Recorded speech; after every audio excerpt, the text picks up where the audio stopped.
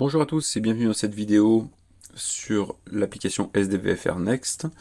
Aujourd'hui, dans une très courte vidéo, nous allons parler de gestion des données de manière générale, ce que l'application embarque, comment on vérifie que les données sont à jour, etc. etc. Sur l'écran principal, vous allez avoir un bouton utilisateur sur lequel je vais cliquer. Et par défaut, vous avez des onglets tout en bas. Donc ici, là, vous avez des onglets, dont le premier onglet est l'onglet Compte. Dans cet onglet Compte, vous allez avoir il faut glisser un petit peu, déplacer l'écran, vous allez avoir donc données dynamiques ici.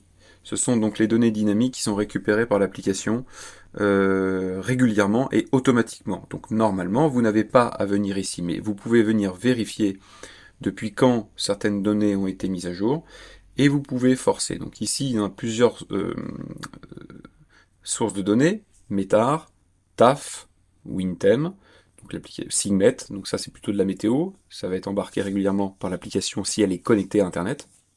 Les notables, pareil, ça va récupérer l'intégralité des notables ici. Après, zone temporaire, ce sont donc toutes les zones, l'activation du réseau très basse altitude, donc c'est les ASBA. Vous allez avoir aussi également les zones issues des SUP/IP qu'on met régulièrement à jour et que l'application redescend aussi toute seule. Et enfin, les cartes météo en fonction des cartes que vous avez choisi de suivre. On le verra dans une vidéo dédiée. L'application les met à jour aussi automatiquement. Donc normalement, vous n'avez pas à venir ici, mais vous pouvez vérifier. Ici, toutes les sources de données ont été mises à jour depuis 2 minutes. Donc ici, là, sur le côté à droite. Et si je le souhaite, un petit peu comme dans SDVFR-V1, je peux cliquer sur la petite flèche pour mettre à jour. Alors c'est pas par source, c'est la totalité. On a fait ça par facilité, c'est quand même mieux. Donc ça dure un petit temps, une vingtaine de secondes maximum, et ça va récupérer l'intégralité des données pour que vous soyez à jour. Donc ça, c'est ce qu'on appelle donc la gestion des données, donc données plutôt dynamiques.